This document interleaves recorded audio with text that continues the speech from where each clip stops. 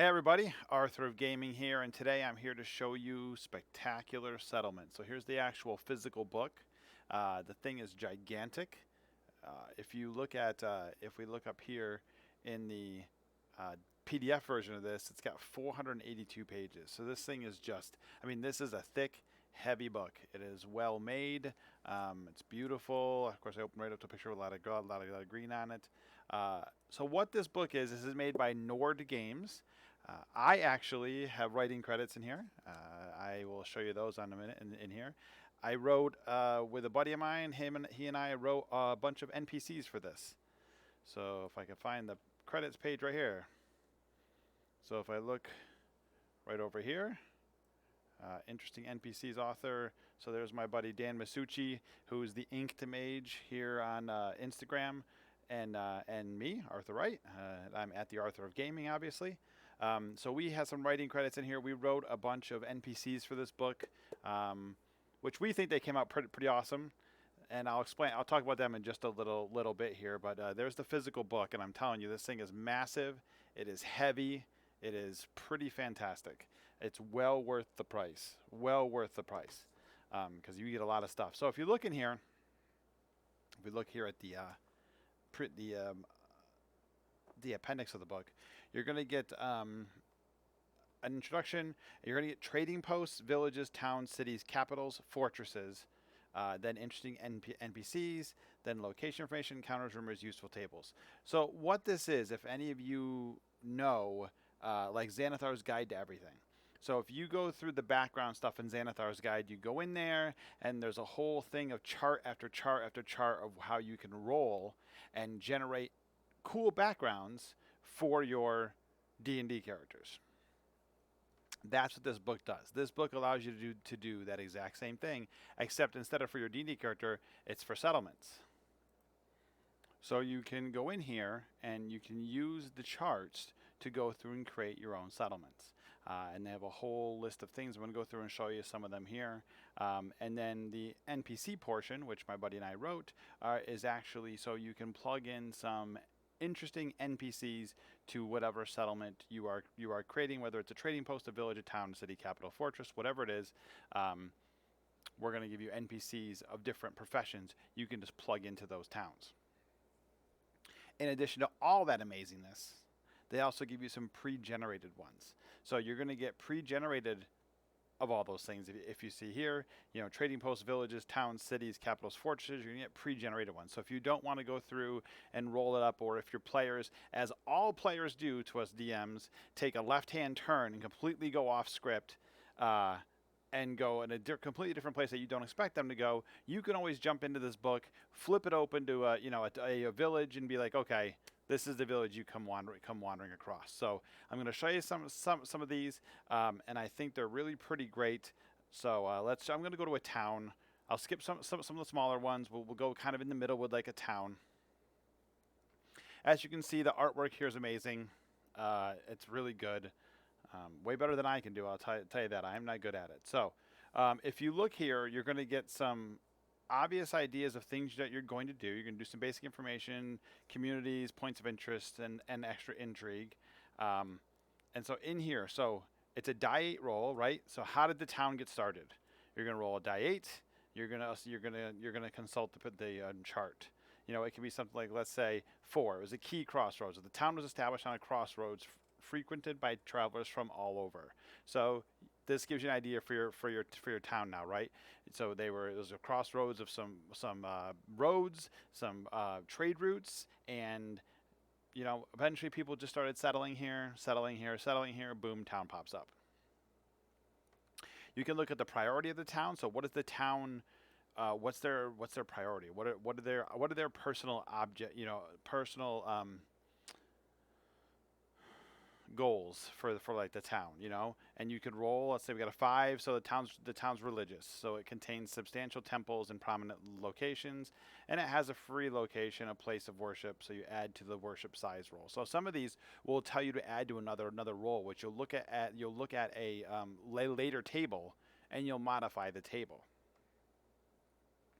You can go to specialty. So what the specialty of the town is, we'll say like a 2. So they're farming or in resource gathering.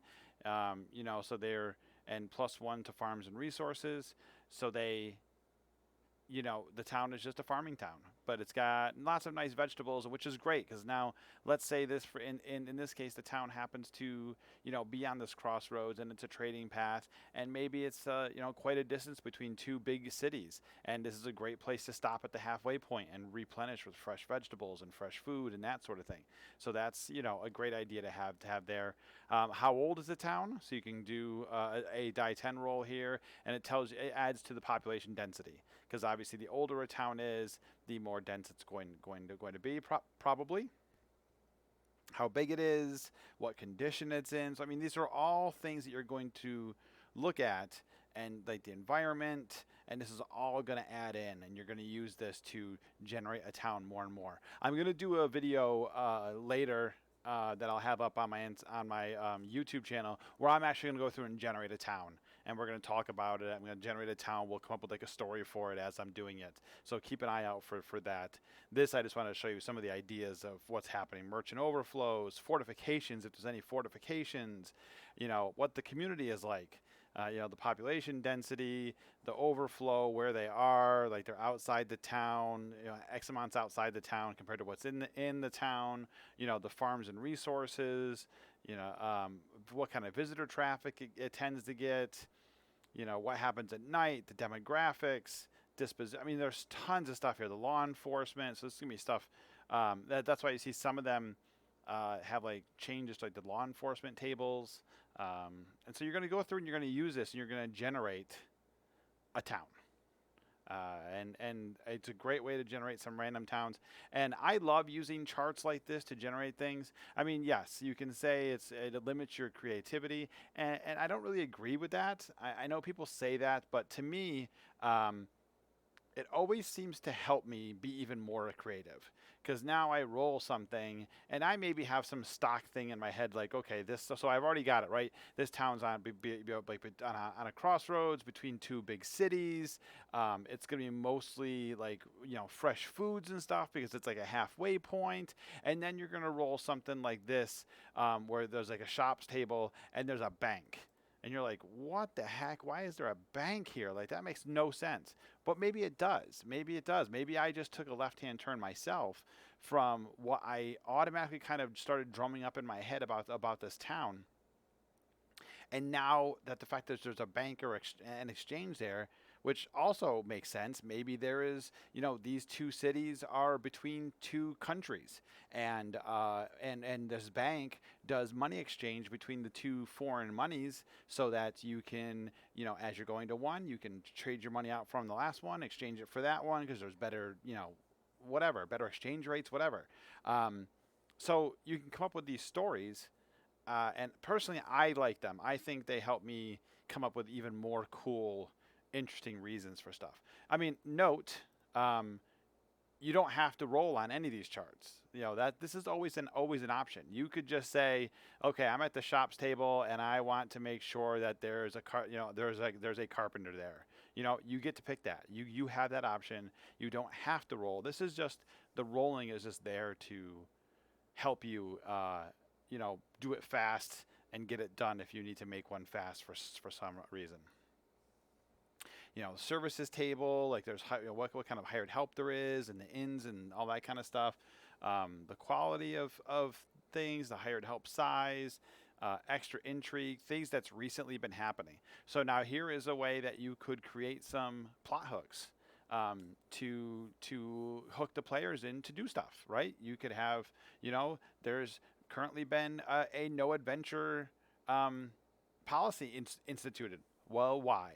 Well, now you try and get in there, and then all of a sudden it's like they don't want adventurers because all they've had is trouble with like adventurers. And the last set of adventurers, you know, took some item from the temple and ran off with it, and maybe you can convince them to hire you to go get that item back, right? And so now here we got plot hooks that are already built in as well, for the person who maybe is a little more on the fly and trying to be more sandboxy for their players. market day, rumors. I mean, there's all sorts of stuff here, right? All sorts of stuff. And now, if you look, here is a example of a town. So here is Jason Kaiser went through here. He generated the town, and gives you the whole step by step. Like here, the origin was the decree. The priority is military. Their specialty is education, right? So now he's charted this out as if he was rolling out on the tables, which I assume he probably did, and he goes through the whole thing. What the community is like, what the point of interest is like, what the extra intrigue is, right? So you could do this probably relatively quickly and generate an entire town and put it on as you see here. He even wrote what 1, 2, 3, 4, 5, like 7 paragraphs worth of information after generating the town. So you could, on 2 pages, generate an entire town and have it ready to go for your players. Now, if it's more on the fly, if your players happen to take a left-hand turn in the middle of a game and take off, and and for some reason you don't want to use a pre-made one like this, you could always give them a bathroom break, and 10 minutes later you could have this done, right? You could roll all these charts and have it done probably within about 10-15 minutes. And we even got a map here for like the town, the pre-made town, and then here's another one, Craghold. Again, origin was steady, priority is magic, the specialty is unique shipping methods, it's ancient, it's very large, like again, all these random things. Here's another random map of like a town, and you can use these pre-made towns and maps and put your own stuff in them. Again, another one here, a little bit of a farm town. I mean, it's just lots of options for things here that you can go through. And now if we go back up here, right? So here we are back here. So that was the towns. We can go into like fortresses, right? Boom, click on fortresses. And now, right, here you go. Again, another similar thing. You go and you roll on some charts, and now you're coming up with a pre-made settlement, or you're coming up with your own settlement by randomly rolling what it's made out of. I mean, all this stuff. Great charts here for everything. And then you can get into, way in the back here, once we get past all the charts, there's some pre-made ones. And these are a little more in-depth. There's more charts here for more things, because depending on whether you have a castle or a keep and all sorts of stuff. So these are the fortresses are even a little more in-depth as far as how to generate them randomly. Mapping them gives you some ideas. And then here you go. So Baligore's Mausoleum. So here you go. Here's one that was generated. And here's all the information. And here's a map. So again, maybe you need a mausoleum for one of your games. Like you have this idea. It's up on a hill. There's switchbacks going up and down to it. And here you go. You can throw it right in. And bam, it's right in your game. Pre-made fortress, right? Here's a keep you could do. Or don't use the pre-made ones. Generate your own if you want. And that's what the great thing about it is. You can do all that generation and come up with your own stuff by just rolling on some tables, which I find to be a lot of fun. I've done it a lot now with Wildemount characters and Xanathar's Guide to Everything characters, and I really like doing the generation and making it work. Like come up with interesting things that may have happened to you or to your town, and come up with it. My favorite chapter, of course, is Chapter 8, which is the interesting NPCs. So if you look here, we came up with a bunch of NPCs. So we got apothecaries, curators, grooms, innkeepers, shopkeepers, smiths, tailors, tanners and taxidermists, tavern keepers, artists, beggars, commoners, mayors, moneylenders, nobles, priests, servants, and watch commanders. So a good group of generic NPCs that you can plug into your game and just throw them in on the fly, right? So here you got Monrova, who's an apothecary. She gives you a little bit of sentence of maybe something she might say. And then here you got like 1-2 paragraphs worth of information on her and some game statistics, which what it does is every single one takes a stat block from like the Monster Manual or the DMG, and just give some modifications to it, right? So she's a commoner, but she's neutral good. She has a dex of 12 and wisdom of 12, proficiency with alchemist supplies, and she speaks common. So here you go. So because she's actually, if I can remember right, yeah, no, she's human, I think. Babette was, yeah. So so there you go. There's one NPC right there, and that continues, right? It goes through the whole thing. You can go into some nobles here. There's a whole list of stuff on nobles, again, statistics for them, and some abilities that they might have based on the fact that they are nobles or are characters, NPCs. So you like has a noble stat block, and then how the changes are to the noble stat block. And so there's just lots of stuff in here. Lots of stuff you can easily take these NPCs, drop them into a campaign, and go with it. So obviously Chapter 8 is my favorite chapter. And then if we look back here, you have a couple more chapters. So you have some location information, some encounters, rumors, and useful tables. So if we look in the back here, so my click's not working for some reason. Not my computer's being weird. Okay, so we look back here. There we go. Right, location information. So some basic shops, what they are, right? An herbalist sells common herbs, natural stuff, etc., etc. So this is a great way that just tells you what some of these things are, in case you don't know. Maybe you're new to Dungeons and Dragons. Maybe you don't read a lot of books that have to do with fantasy.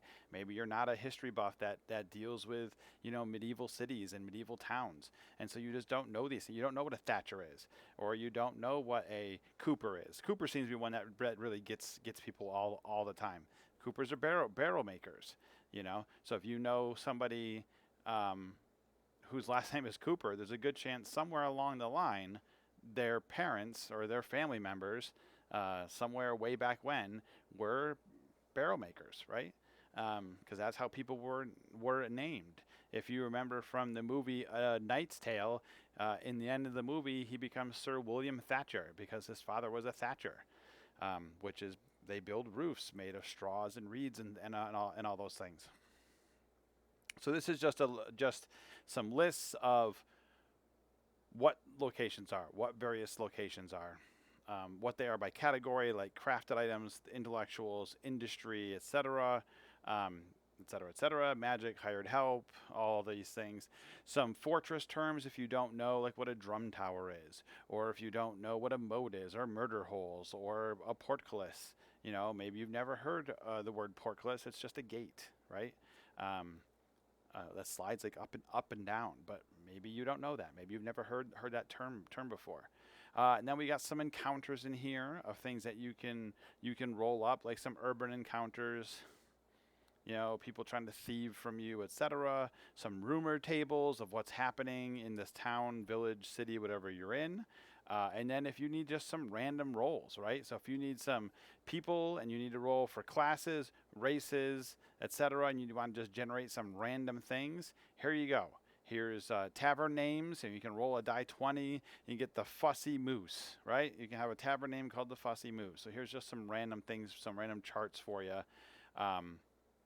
to help you generate things on the fly. That's what this book is for, generating things on the fly for the DM whose players take a left-hand turn, which happens all the time.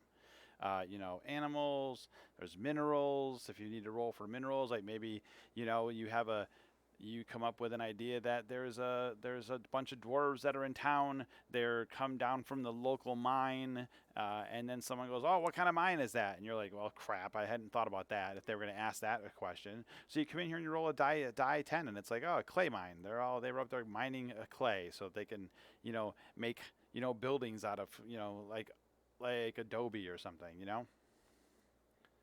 So there's lots of options for charts and situations and animals and rarities of shops, and there's all sorts of stuff in here. So that's a brief little look. So this is Spectacular Settlements. Again, massive book, right? Huge. Let me put it on this side. There you go. Kind of see it. Massive book, very, very big, 400 plus pages, 482 I think it is, just gigantic. In the back they do have some like character sheets for like fortresses and buildings and government buildings and capitals and communities. So there's all basically character sheets for your towns and villages, so that you have a place to write all your stuff. So you have all of that in there too. So go check these guys out. Nord Games, great group of guys. It was a pleasure working with them, making this book. Very happy to be a part of it. It's my first book that I'm actually an author in, which is kind of nice. So check them out, Nord Games. You can get them on Instagram, Nord Games online. You can easily find them. I'll have their link below as well. And then as always, guys, I'm the Arthur of Gaming. Find me on Instagram, Twitter, YouTube, Facebook, the Arthur of Gaming. I'm on all of them. And follow me, like this video, tell me some comments. What kind of things do you guys like? What do you want to know more about in the book? Anything I can do to help you buy this book, because I want to see you guys buy it. And it's really good and worth it. So as always, people, it's a dangerous world out there. Be safe.